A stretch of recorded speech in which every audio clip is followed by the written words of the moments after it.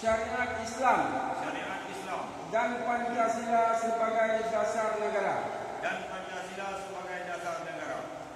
Bahawa saya menegakkan kehidupan demokrasi dan mempertahankan syariat Islam dan Pancasila sebagai dasar negara.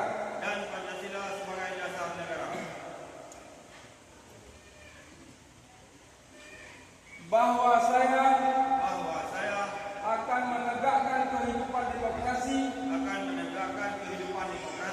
dan Undang-Undang Dasar Republik Indonesia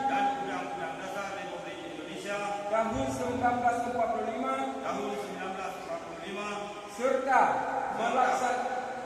serta melaksanakan segala peraturan perundang-undangan yang berlaku bagi kampung, daerah dan negara kesatuan Republik Indonesia.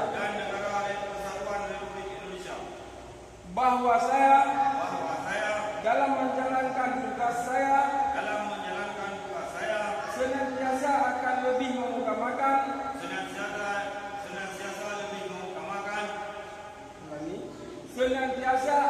lebih mengutamakan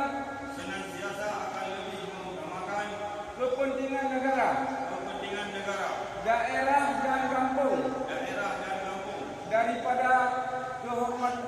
daripada kepentingan pribadi atau sesuatu golongan, dan menjunjung tinggi kehormatan negara, pemerintah dan kampung.